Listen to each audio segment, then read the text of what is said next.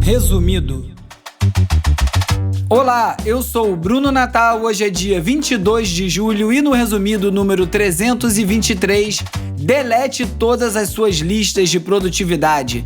Casal viaja 400 quilômetros atrás de atração turística feita com IA. Um drone na sua janela. Porque o futuro da IA não vai chegar? Sites piratas bloqueados e muito mais. Vamos nessa, resumido.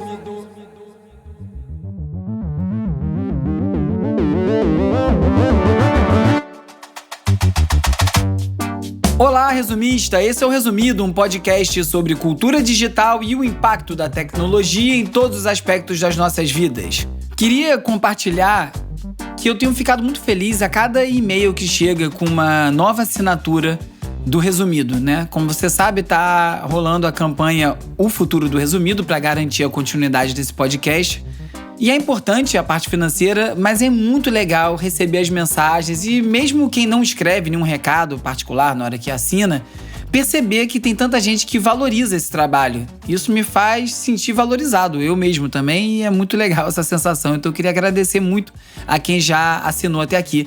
Ainda estamos em 11% da meta, então precisa acelerar, já que o prazo é o final de setembro para atingir a meta e garantir a continuidade do resumido. Então se você ainda não fez a sua assinatura, não deixa de fazer, são R$15 por mês, é só você visitar resumido.cc/assinatura.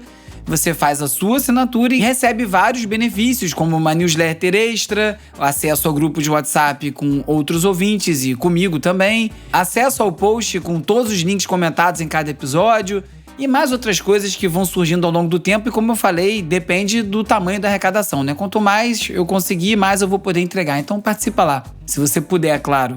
Muita gente fala que o principal impeditivo é uma preguiça de acessar o site lá, fazer assinatura. Não fica com preguiça, não. Vamos passar dessa fase que completa a meta e aí a gente vai ser feliz.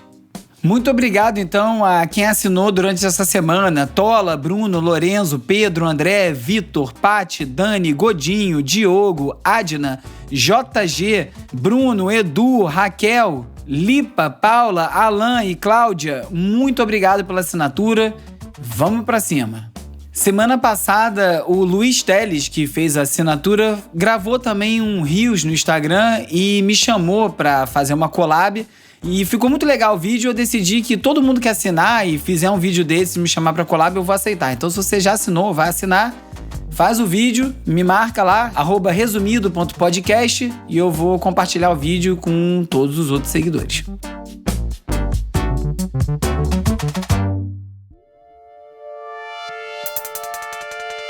Vamos de cultura digital e como o nosso comportamento online ajuda a moldar a sociedade.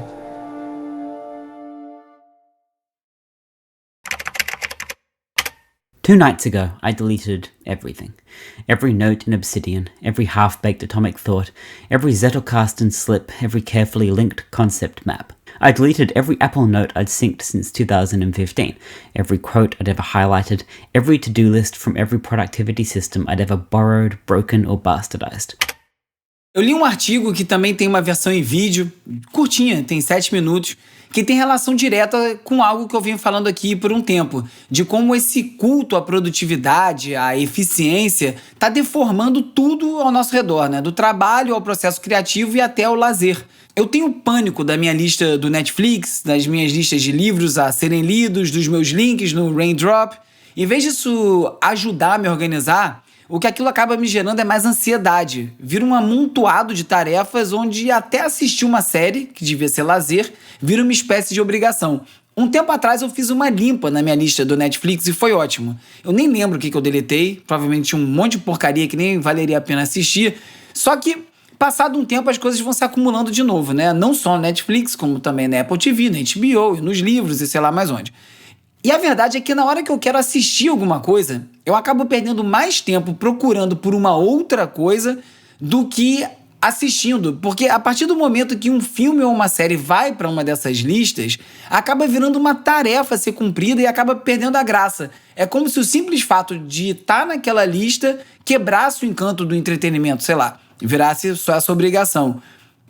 Então, voltando a esse texto que eu li no início da semana, intitulado Deletei Meu Segundo Cérebro, que eu vi na newsletter Manual do Usuário, o autor, o Johan Westenberg, falou sobre como ele deletou mais de 10 mil anotações que ele tinha em apps como Obsidian, o Apple Notes e algumas outras ferramentas de produtividade, porque ele chegou à conclusão que aquilo só era um arremedo de organização, que na verdade não ajudava ele. E não só porque é impossível você zerar as listas, executar todas as tarefas, ou mesmo organizar tudo que você pensou no mind map para você não perder nenhum grande insight que você acha que você teve, mas principalmente porque em vez de acelerar a produtividade, essa quantidade de coisa a ser revisitada acabava gerando uma paralisia. Você fica preso a uns fragmentos de ideia só porque você anotou e acaba não andando para frente, porque fica revisitando aquilo achando que tem que terminar alguma coisa que talvez nem seja tão boa. O Johan, o autor do texto, ele cita, por exemplo, Michelangelo, Da Vinci, como artistas que jogavam fora os rascunhos porque ele não queria ficar preso àquilo. Ele ia para dentro do que ele estava fazendo, de fato ele estava executando. Eles preferiam se dedicar ao projeto da vez, o que estava sendo organizado e criado naquele momento, não numa ideia que ele teve e virou uma anotação. Mas o que essa fala dele acabou me lembrando foi da minha época de introdução à edição não linear na faculdade. Em 1900 e lá vai bolinha, a gente editava em ilhas de edição linear, que era basicamente 2 fitas, uma que você ia adicionando cada imagem que você buscava de uma ou mais fitas na ordem que você desejava. Isso significava que uma vez que você editasse alguma coisa, se você quisesse corrigir o que estava no início, tinha que deletar tudo e começar de novo. Quando chegaram as ilhas não lineares, as ilhas editais, que funcionam numa lógica como a dos apps de edição que todo mundo conhece no celular hoje em dia, onde você pode editar de maneira não linear, você pode arrastar o que você quiser, para onde você quiser e mudar de ideia. Isso mudou a forma de se editar, você ganhou essa liberdade, mas o Luiz Nachibin, meu professor na faculdade na época, definiu o que podia vir dessa super liberdade de uma maneira muito precisa. Ele disse que a edição não linear tinha o poder de postergar decisões. Nem sei se ele lembra de ter falado isso, mas ele falou, e é a mais pura verdade. Quando você pode editar de maneira não linear, você pode abrir diversos timelines, onde cada um tem uma versão, você acaba com tantas opções que você não sabe nem como seguir, porque no fim das contas você não decidiu nada. Você só foi testando opções e ficou com tantas na mão que te congela na hora de tomar, de fato, alguma direção. E acho que essa nossa realidade de 1000 listas, 1000 ferramentas de produtividade acabam levando para um lugar muito parecido. Uma coisa do texto que ressoou muito comigo foi que ele falou também sobre não ser possível absorver tanta coisa, né? Quando a gente fica nessa missão, inclusive, de catalogar tudo que a gente vê, que a gente lê, que a gente ouve, que a gente pensa, a gente acaba não retendo nada e acaba, inclusive, vivendo de uma forma ou pensando de uma forma em como anotar aquelas coisas, né? Em vez de você viver o que você está vivendo, você pensa como é que vai condensar aquilo numa nota. E uma outra coisa que ele falou é que a gente não precisa lembrar de tudo, que isso é uma obsessão bem maluca. A gente tem que lembrar do que vem naturalmente à nossa mente, porque é isso que foi armazenado no nosso cérebro. O que fez sentido na nossa cabeça vai ficar retido. Ninguém lembra um livro inteiro, ninguém lembra nem todos os filmes que viu, muito menos tudo que leu, escreveu, ouviu por aí. Tem vezes que algum ouvinte me procura para perguntar algo sobre algum link que eu comentei ou alguma coisa que eu falei e nem sempre eu lembro, porque enquanto eu estou produzindo, gravando resumido, eu estou pensando, eu estou organizando as ideias, estou compartilhando com você e também organizando para mim. E o que vai ficar retido disso tudo nem sempre, ou aliás, nunca é o conteúdo absoluto do que eu comentei, e sim os insights que acabam batendo para mim. E muitas vezes alguma coisa que eu falo aqui pode bater muito mais para você do que para mim. Então, às vezes, a pessoa fala pra mim alguma coisa, eu lembro, caramba, legal, é verdade. Tinha esquecido que eu tinha falado isso. E é normal, porque a gente tem que reter o que importa pra gente. E tudo bem que seja assim, porque às vezes, menos é mais. Aliás, o link pro texto e pro vídeo que eu acabei de comentar vão estar no post desse episódio no site resumido.cc, junto com todos os outros links que eu comento em cada episódio. E hoje essa é uma sessão exclusiva para os assinantes, então se você ainda não assina, faça a sua assinatura. Esse é um dos muitos benefícios só para quem ajuda a manter esse podcast de pé.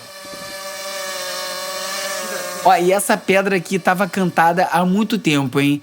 Notícia que o ouvinte Bruno me enviou, um drone invadiu a sala de um apartamento no 6º andar de um prédio na Glória. O morador acordou com um barulho esquisito, meio assustado, foi para a sala conferir o que estava acontecendo, acendeu a luz, viu o drone que, partiu pela janela e ele não viu mais. O prédio agora já botou vários avisos nos elevadores, falando para as pessoas tomarem cuidado, não deixarem janela aberta, tomarem muito cuidado, principalmente os andares mais baixos, os andares mais devassados, porque não se sabe o que está sendo feito. Nenhum furto foi registrado, mas isso tanto pode estar sendo usado para monitorar apartamentos, movimentações, o que tem lá dentro, quanto também, quem sabe, num futuro não muito distante, usar o próprio drone para roubar alguma coisa no apartamento. Isso parece ser uma coisa um pouco distante, eu venho falando isso há um tempo, que isso vai acabar acontecendo, a gente vai ficar com um monte de drone zunindo pela janela, ó, tá aí, começou já. Okey, sekarang ni kami nak ke lokasi di mana kereta kabel telah siap sepenuhnya dibina, di Kampung Kuak Hulu, di Puncak Gunung Lang. E um outro exemplo de que a nossa realidade digital tá chegando mais rápido do que a gente pensava foi a história de um casal que viajou quase 400 quilômetros para visitar uma atração turística na Malásia, para quando chegou lá descobrir que a atração não existia. Era um vídeo gerado por IA, de uma reportagem de 3 minutos com entrevistas com pessoas na rua, mostrando que era um teleférico panorâmico para fazer uma visita pela cidade. Esse casal viu o vídeo, acreditou, saiu de Kuala Lumpur e foi até onde acreditava ter essa atração, a 400 quilômetros de onde eles estavam. Chegaram lá no hotel, perguntaram e descobriram que nada daquilo existia. E a primeira reação do casal foi dizer que ia processar aquele canal. Eles descobriram que não tem canal, não tem repórter, não tem entrevistado, não tem atração, é tudo IA.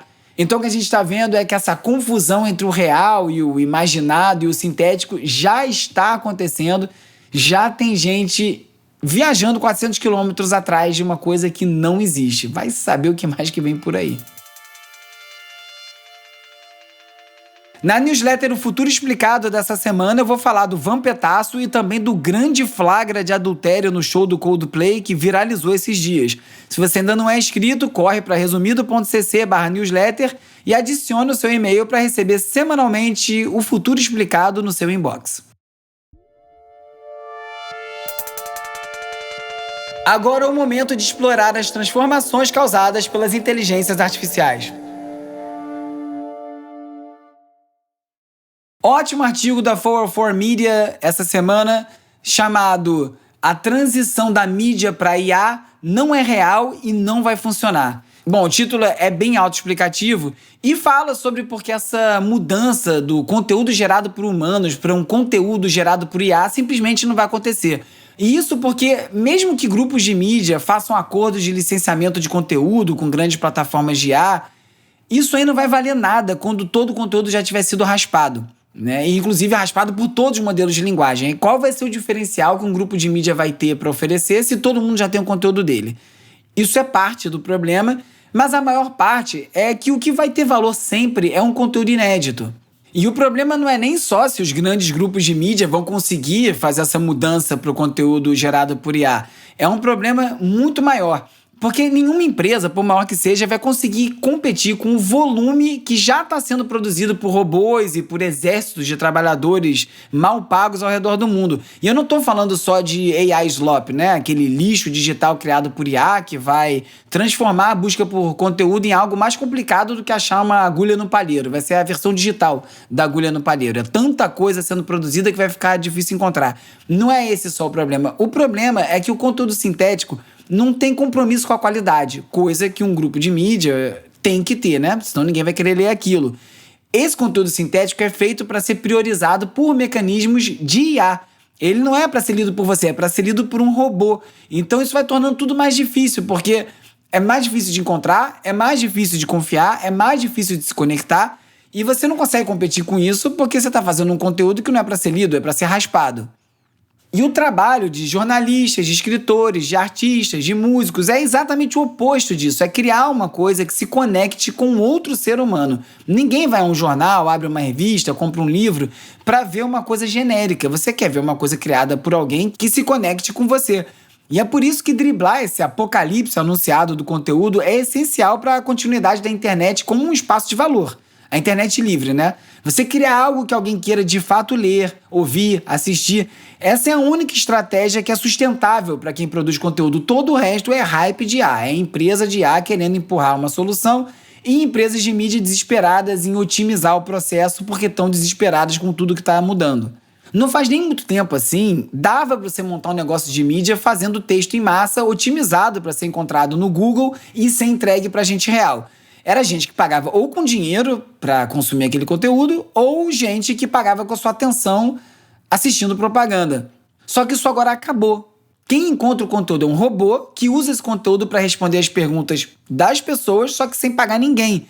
E como eu disse, isso é insustentável. Como é que você vai produzir um conteúdo se ele nunca vai ser pago? Não tem grupo de mídia que pare de pé dessa forma. E se não tem ninguém produzindo conteúdo, o que os robôs vão raspar? E é por isso que a gente ainda tem muito humano criando e outros humanos querendo consumir, e isso não vai mudar. É por isso que a gente vê tantos projetos liderados por jornalistas como a própria 404 Media, tem o The Factor, e até iniciativas solo, como o Resumido, que apontam para um futuro possível do jornalismo, que é um futuro baseado em comunidade, em vínculo direto entre quem produz e quem consome. Isso aqui que a gente vive no Resumido, por exemplo. E é justamente por isso que a campanha O Futuro do Resumido é tão importante, porque esse é um modelo que ainda funciona. Todos os outros já colapsaram ou vão colapsar pelos motivos que eu expliquei. Tem uma citação que encerra o artigo que resume tudo. Fala lá: se tornar mais eficiente com IA é o caminho errado. O que as empresas de mídia precisam fazer é apostar na humanidade, ensinar jornalistas a contar histórias que uma IA nunca conseguiria contar. Então é isso, tem muito hype sobre IA, tem também muita inovação, muito avanço, isso é ótimo, mas também vai ter muita promessa vazia, muito papo furado e muita decisão perigosa disfarçada de eficiência. E aí é que entra o nosso papel, tanto de quem produz quanto quem consome conteúdo online. Porque, no fim das contas, quem ainda pode decidir o futuro da internet somos nós. O artigo cita também o Kevin Roose, do New York Times, que é muito criticado no artigo, aliás, mas cita uma coisa que ele falou e diz, inclusive, que talvez ele mesmo não tenha entendido, que é uma comparação desse tipo de produção de conteúdo que a gente vai começar a ver, esse conteúdo mais artesanal, um conteúdo mais cuidadoso, contra um conteúdo produzido em massa por ferramentas de IA, com o movimento do slow food, né? Essa reação ao fast food que abriu esse jeito mais artesanal de comer mesmo, né? As pessoas produzirem coisas em fazendas orgânicas. E isso mudou muito a forma de consumo de comida e que essa mesma coisa pode acontecer com a internet. Só que o autor da 404 Media fala é que isso já está acontecendo. E se você está aqui agora ouvindo isso, é porque você também já é parte dessa reação. Apesar dessas mudanças todas propagadas pelas empresas de IA em termos de produção de texto, de mídia, não serem exatamente como elas contam, vai ter impacto no emprego, é óbvio que vai ter e já está tendo. Todo mundo usa IA já em algum nível, inclusive jornalistas como eu usam para organizar, podem usar para traduzir algumas coisas, tem gente que se recusa a usar para qualquer coisa, mas a verdade é que a IA está aí, a gente já está vivendo isso, e o New York Times fez uma reportagem analisando que tipo de trabalhador vai ser mais atingido pela essa mudança causada por IA.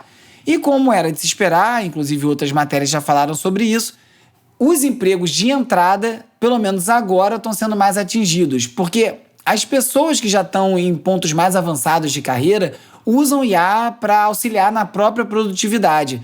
E isso acaba afetando parte do trabalho que é feito por quem está no ponto de entrada dos empregos, né? Desenvolvendo a carreira no início, aprendendo e fazendo coisas mais básicas. Mas mesmo assim, tem gente que defende que os profissionais com os métodos consolidados, mais experientes, também estão sendo ameaçados por isso, né? Porque as pesquisas mostram que a IA tende a amplificar a eficácia dos trabalhadores intermediários mais do que dos iniciantes. Então, talvez ele corra mais risco. Só que a pergunta que fica é essa: se não vai ter mais cargo de entrada numa profissão, como é que a pessoa vai evoluir nela? E quem vai ser a pessoa experiente para usar IA depois se ninguém entrou quando essas pessoas se aposentarem? Então é mais complicado do que parece.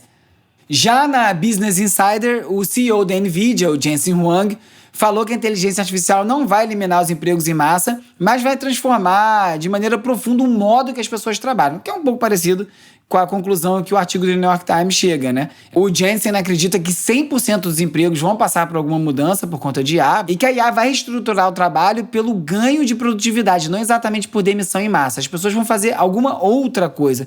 Mas o Geoffrey Hinton, que é conhecido como o padrinho da IA e tem sido muito crítico à maneira que a tecnologia está se desenvolvendo, ele acha que vai ter uma substituição dos empregos intelectuais, E um pesquisador citado nessa reportagem da Business Insider, o Adam Dorr, falou que o cenário atual de declínio de tecnologia é comparável com um cavalo, as câmeras analógicas. Sumiu e apareceu outra coisa. Então a gente vai andar, a coisa vai evoluir, vão ter empregos, mas vão ser completamente modificados. O que eu acho que faz sentido. O problema é que tudo muito lindo, tudo muito bom, quando todo mundo tem acesso para evoluir junto com a tecnologia. Mas em países como o nosso, em que a distribuição de renda é tão precária, o acesso à educação é tão difícil, não é uma evolução lógica tão simples assim. Então, muita coisa tem que ser observada para não acontecer algo pior, né? E as pessoas ficarem deixadas de fora dessa revolução. E nesse debate meio distópico sobre o impacto da IA no emprego, vai acabar, não vai acabar com a humanidade, o que vai acontecer, existe um termo chamado P-Doom. P da letra P e Doom de destino, que é uma espécie de régua de probabilidade da IA destruir a humanidade. Algumas pessoas falam que tem 60%, algumas pessoas acreditam que tem menos. E o Gary Marcus, que é um autor que eu citei aqui semana passada, se eu não me engano, considerava o P-Doom dele muito próximo de zero. Ele não acredita que vai ter esse impacto todo, como eu também não acredito. Eu sou bem cético em relação a bastante do que está sendo dito. Não nego que vão ter transformações, mas eu não acho que vai acontecer da maneira que está sendo dita. O Gary Marcus, depois de ver a confusão que o Grok, a IA do Twitter, arrumou, e que eu comentei a respeito semana passada, gerando conteúdo nazista, preconceituoso, tudo por conta da forma que o modelo de linguagem foi estruturado a pedido do Elon Musk, o dono da plataforma, ele aumentou o P-Doom dele de próximo de 0 para 3. O motivo para ele não é exatamente a IA maliciosa, e sim o comportamento humano. A preocupação que ele tem é as pessoas sendo irresponsáveis no uso da tecnologia, pessoas poderosas, e não exatamente como uma IA autônoma, maligna, que vai dominar a humanidade. E eu acho que é muito mais por aí mesmo. A tecnologia é o que a gente determina e define que ela vai ser, e se ela vai ser completamente livre, acontecer esse tipo de coisa, como a gente está vendo no Twitter, ou outras coisas piores, vai ser uma coisa horrível. Se a gente conseguir domar e ter alguma forma de regular o uso, a gente tem uma probabilidade maior de dar certo, e eu acho que é o que vai acontecer, porque eu acho que ninguém quer que o mundo acabe, né? Talvez o Peter Thiel, que deu uma entrevista bem complicada para o New York Times, eu comentei na newsletter passada, falou umas coisas que ele acredita mesmo que tem que ser substituído por robôs, né? Basicamente, é um pouco fora de contexto esse corte que botaram, mas não é muito longe disso que ele falou, não. Ele acha que é uma evolução lógica. Ele é parte dos aceleracionistas, né? Um grupo de pessoas que diz que a evolução e o preço a ser pago por qualquer evolução vale a pena se esse é o destino da humanidade. Se vai ter gente que vai ficar no caminho, pode ser assim mesmo, porque esse é o destino irrefutável. Eu falei mais sobre o conflito entre os aceleracionistas e os desaceleracionistas, ou palavra difícil de falar, no episódio 242. Se quiser saber mais sobre isso, tá lá. É só você ir lá no site ou procurar na sua plataforma de áudio favorita e você vai encontrar. E agora é hora de falar sobre como as Big Tech moldam o nosso comportamento.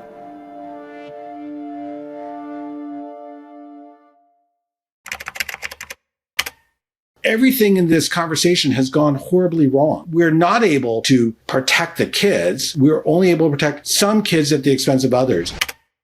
Mesmo quando os pais fazem tudo certo, configuram os controles, aplicam filtros, estabelecem regras, instalam ferramentas de controle parental, ainda assim, crianças e adolescentes determinados quase sempre dão um jeito de burlar os sistemas para diminuir o seu tempo de tela ou o acesso que eles têm na internet. Como disse o Guardian, quando se trata de tecnologia, a curiosidade infantil costuma vencer qualquer barreira. Isso não é motivo para abandonar o esforço de proteger os menores online, mas é bom lembrar que a solução passa menos por medidas técnicas e mais por uma educação digital, pelo diálogo, pela construção de confiança. E como conversa com os filhos é coisa rara para muita gente, infelizmente, governos e plataformas têm apostado em soluções de verificação de idade, principalmente utilizando biometria. O que faz bastante sentido, né? Parece uma resposta lógica. Só que o Washington Post falou sobre empresas como a Yoti, que vem capturando imagens de rostos infantis para treinar sistemas que estimam a idade por IA, e como isso acaba esbarrando em várias questões éticas.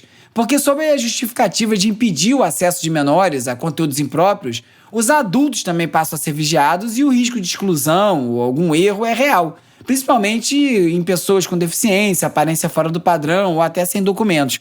Na Europa, 5 países já, França, Itália, Espanha, Dinamarca, Grécia, iniciaram testes com um app de verificação que cruza os documentos com reconhecimento facial.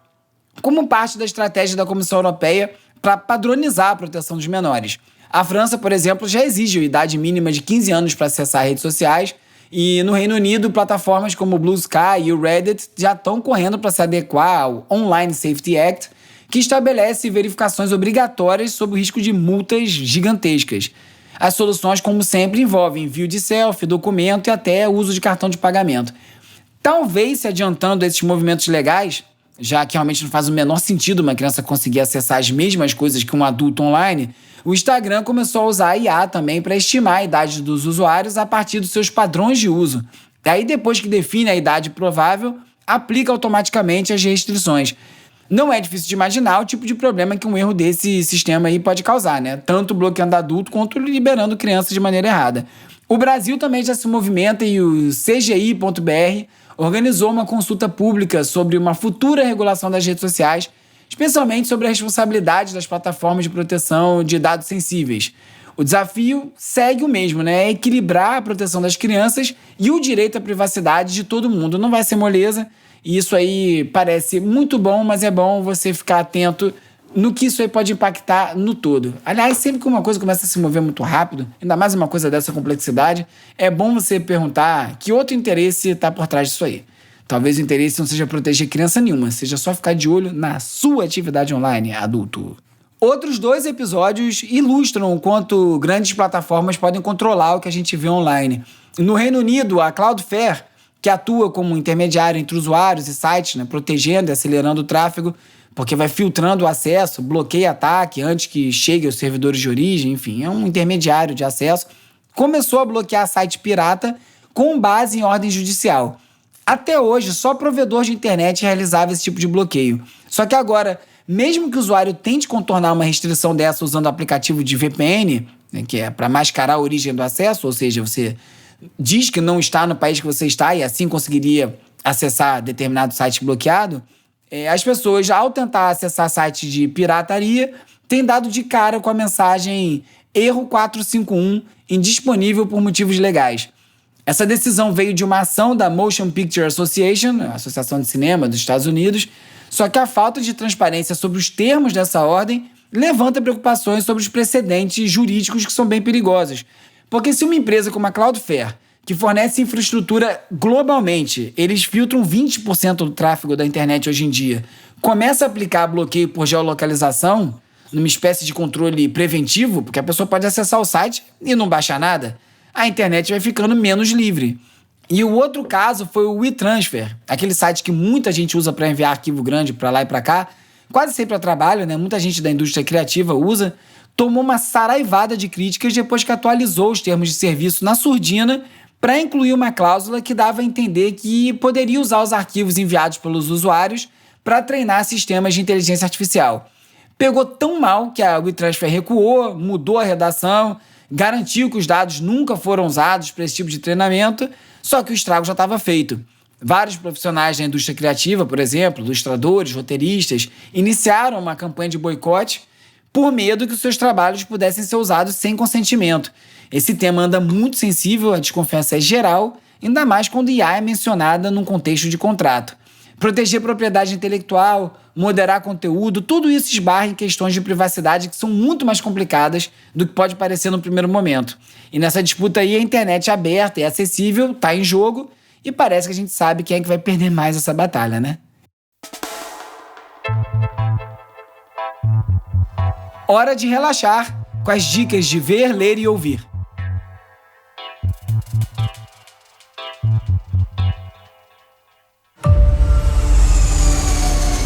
I've been studying commercial aviation disasters as a hobby, and I started to notice a disturbing pattern in the causes of these crashes.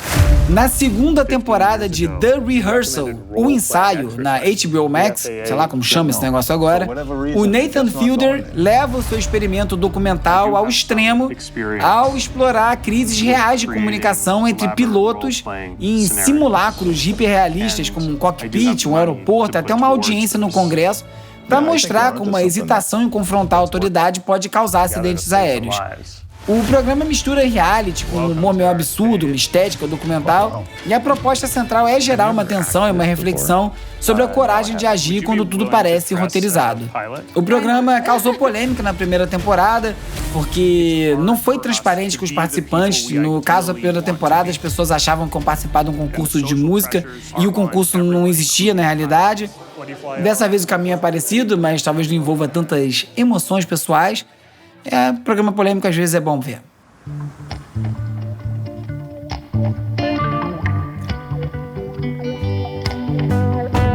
A dupla instrumental de suíços equatorianos, Hermanos Gutierrez, que trouxe os seus violões com pegada western psicodélica aqui pro Brasil outro dia, comentei até, lançou uma faixa inédita, dessa vez com vocais em inglês. Elegantly Wasted conta com a voz do Leon Bridges, misturando esse soul latino, R&B, e ainda tem uns trechinhos de guitarra, percussão e um baixo bem grooveado do Dan Auerbach, do Black Keys, que é dono do selo que lança o Hermanos Gutierrez.